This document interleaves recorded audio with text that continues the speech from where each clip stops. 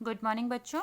बच्चों हमारा जो मैथ्स में चल रहा है चैप्टर नंबर 4 यानी कि लॉन्ग एंड शॉर्ट, बेटा उसमें जो मैंने आज का टॉपिक लिया है वो लिया है how to use centimetre scale.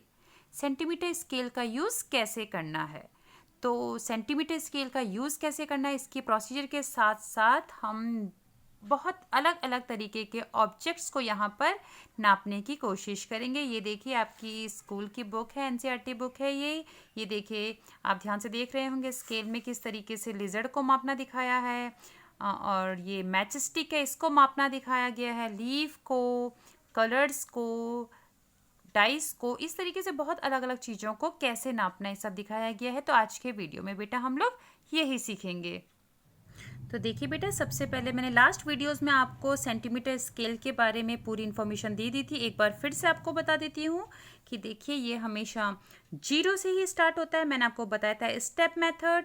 तो 0 से 1 सेंटीमीटर, 1 से 2 सेंटीमीटर, और जैसे ही मैंने आपको पिछले वीडियो में बताया था कि हर ऑब्जेक्ट जो होता है वो छोटे छोटे यूनिट से मिलके बनता है, उसी तरह से ये देखा जाए तो ये स्केल भी तो एक ऑब्जेक्ट ही है ना बेटा।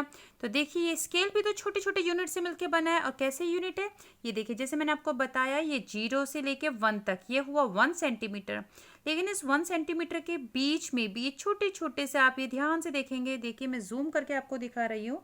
तो ये 0 से लेके 1 सेंटीमीटर के बीच में ध्यान से देखेंगे तो 1 2 3 4 5, ये जो 5 नंबर है वो लाइन थोड़ा सा लंबी दिखाई गई है। फिर 6 7 8 9 10, जहाँ पे 10 कंप्लीट होता है वहाँ पे 1 आ गया। तो देखिए कहने का मतलब ये है जो 1 सेंटीमीटर है, 0 से 1 सेंटीमीटर, उसके बीच में भी 10 छोटे छोटी ब्लॉक्स हैं। उसी तरह 1 से लेके 2 सेंटीमीटर, ये भी तो 1 सेंटीमीटर हुआ, इसके बीच में भी 10 ब्लॉक्स हैं। तो देखिए ये यहाँ से यहाँ तक 1, यहाँ से यहाँ तक 1 सेंटीमीटर, फिर 2 से लेकर 3 तक ये भी 1 सेंटीमीटर, 3 से लेकर 4 तक ये भी 1 सेंटीमीटर, और हर 1 सेंटीमीटर जो होता है वो 10 छोटे छोटे छोटे छोटे मिली पार्ट्स में बटा हुआ होता है ना। तो चलिए ये तो मैंने आपको स्केल के बारे में बता दिया है। तो चलिए अब अगर सपोज आपके पास कोई लाइन दी गई है, देखिए ये लाइन आपको एक मैंने ड्रॉ करके दी और आपको इसको मेज़र करनी है, इसको नापना है। तो आप इसे कैसे नापेंगे, मैंने आपको बताया था कि हमेशा इसको कहाँ से स्टार्ट करेंगे नापना, 0 से। तो देखिए इसको आप रखेंगे जहाँ से लाइन स्टार्ट हो रही है उसको आप लोग प्रॉपर तरीके से 0 में रखेंगे। तो देखिए ये देखिए लाइन यहाँ से स्टार्ट हो रही है और ये वाला पॉइंट मैंने कहाँ रख दिया है, बिल्कुल 0 वाली लाइन में मैंने इसको प्रॉपरली प्लेस कर दिया है। अब ध्यान से देखेंगे ये लाइन कहाँ पे एंड हो रही है, ये देखिए ध्यान से देखिए। तो कहाँ पे लाइन एंड हो रही है, लाइन एंड हो रही है 8 में। कहाँ पर, 8 में। तो 0 से लेके 8 में लाइन एंड हो रही है, तो इसे हम कहेंगे कितना, नापेंगे 0 से 1 सेंटीमीटर, 0 से 2 सेंटीमीटर, 0 से 3 सेंटीमीटर, 0 से 4 सेंटीमीटर, उसी तरीके से ये हो गया 8 सेंटीमीटर। तो आप लोग क्या करेंगे, इसके नीचे लिख देंगे इस तरीके से, दिस इज 8 सेंटीमीटर। ठीक है।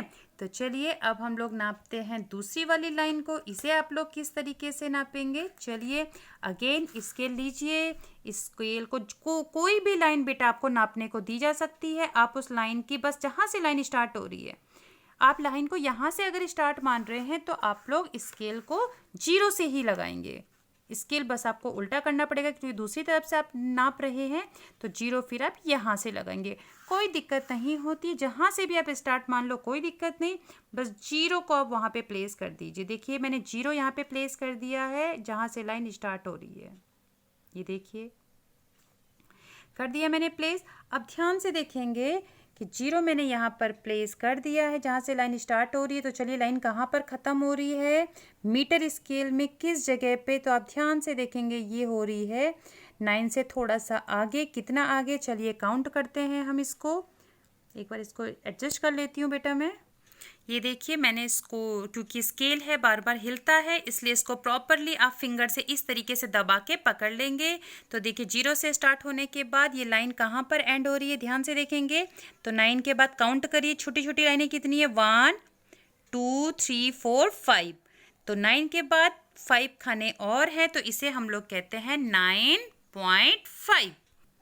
तो बताइए बेटा कितनी आई ये वाली सेंटीमीटर आपकी, 9.5 सेंटीमीटर। देखिए सेंटीमीटर का ये सिंबल है, मैंने आपको लास्ट वीडियो में दिखाया था कि सेंटीमीटर को शॉर्टकट वे में हम cm लिखते हैं।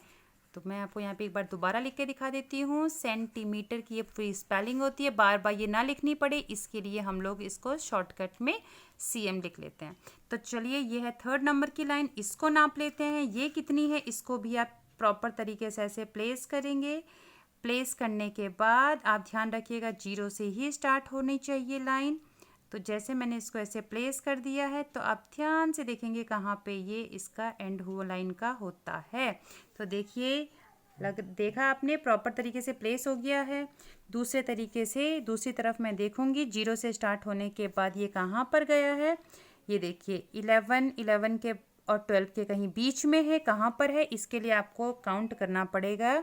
11 के बाद जो ये छोटे छोटे खाने हैं उनको 1 2 3 4 5 6 7, तो ये आया 11.7। इसका मतलब आपको लिखना इस तरह से है, 11 तो था ही था, उसके आगे छोटे छोटे से खाने थे और वो कितने थे 7। तो उसके उन दोनों के बीच में जो पूरे खाने होते हैं उसके लिए हम लोग पॉइंट से आगे नोटिस कर देते हैं उसको, और छोटे छोटे खानों को हम पॉइंट के बाद लिख लेते हैं। तो ये हो गया 11.7 सेंटीमीटर। आई एम श्योर आपको ये बातें समझ में आ गई हैं।